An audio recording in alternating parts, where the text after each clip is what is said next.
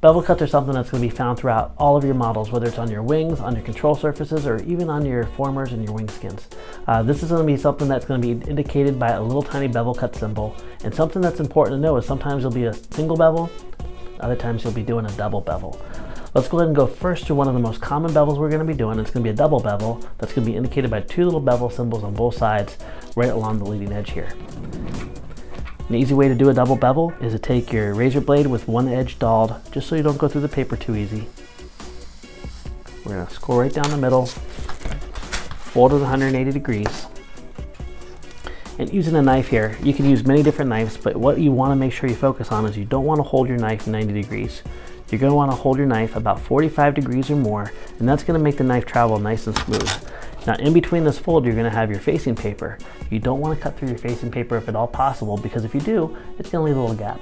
If it does happen, no worries, a little piece of tape is going to repair it for you. All we simply need to do is place the edge of our knife just on the one side of the facing paper, and we're going to gently pull and let it guide. Notice I'm using my forefingers to kind of judge the depth of my bevel. As I pull it through, we have a nice clean bevel. Now using a dull knife is a good way to have a bad edge, but also a good way to cut yourself. So make sure you use a nice sharp knife every time you do this. Don't feel also like you have to get your bevel perfect on the very first cut. You can easily go back a couple different times and get it to your bevels right. Also, if you have scrap foam, this is the one technique I would definitely recommend that you practice on a scrap piece of foam just to get your hand right and get the depth right. Let's go ahead and do it one more time. Again, I'm just going to place my knife just at the very edge, just on the other side of the paper, hold it beyond 45 degrees, and drag it down.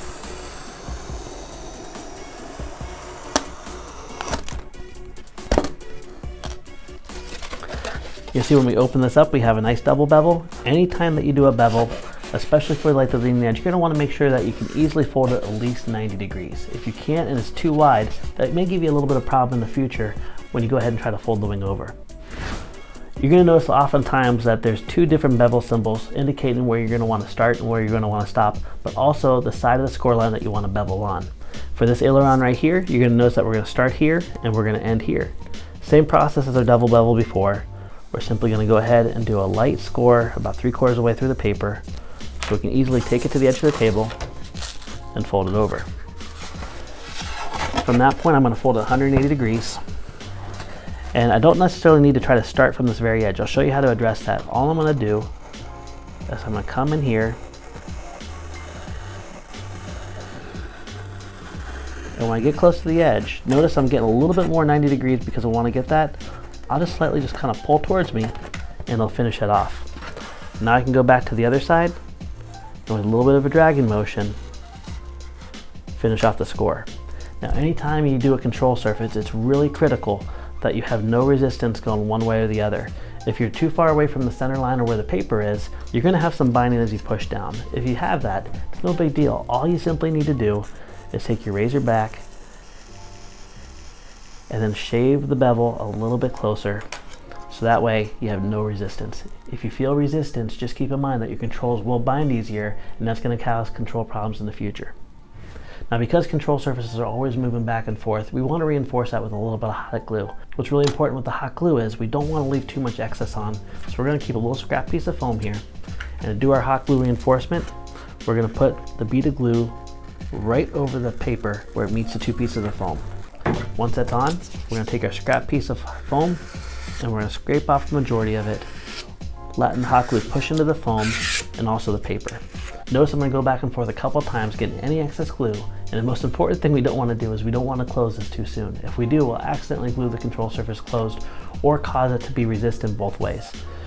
After about 30 or 40 seconds, we can come back and make sure that we have no binding at all.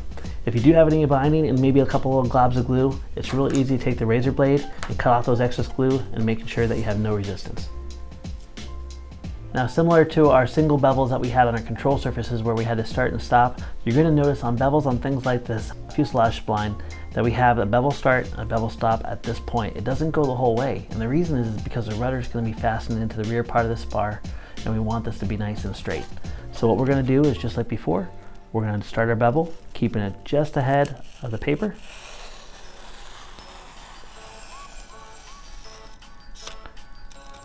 And we're going to end it at the end. Let's flip it over to the other side and do the same process. I'm just going to kind of dig in there. And there we go. An easy way to establish your bevel on a former is simply by using the table as your friend and putting a slight, maybe 30-degree angle, and then rolling it around.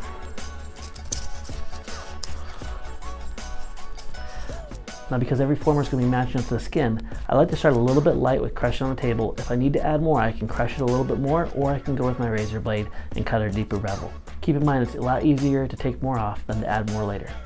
For this section here, I think this is plenty of bevel. Let's go ahead and move on to another example.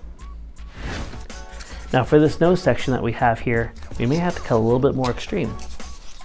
Always keep the razor blade well away from your hands as you rotate it around.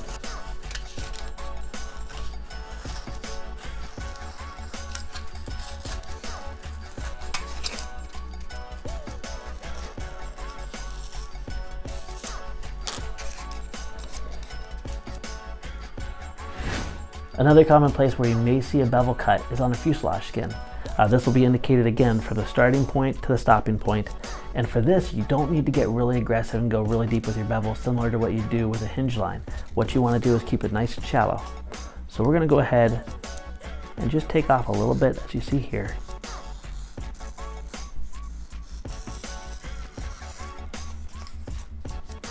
You can always take more off later, but it's much harder to add some more on.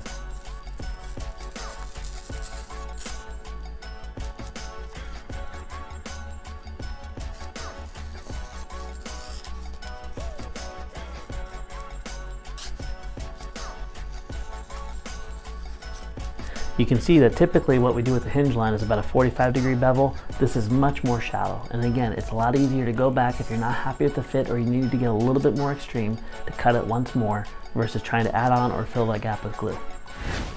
Similar to our fuselage skins, whenever we're doing something like a canopy or nacelles, you may see multiple bevel cuts, but keep in mind it's not around the whole perimeter. We're always going to be looking for where the bevel cut starts and where it stops.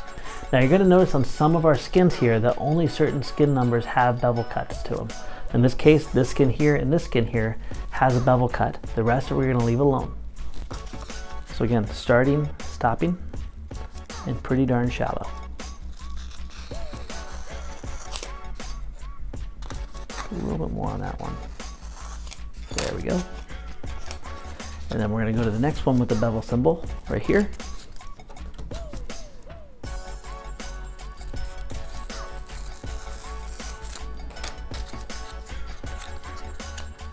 There we go. So bevel cuts again is a very common technique that you're going to be using on all Flite test builds. Take your time and also use scrap pieces of foam to practice your bevel cuts so you can get a nice clean finished edge every single time.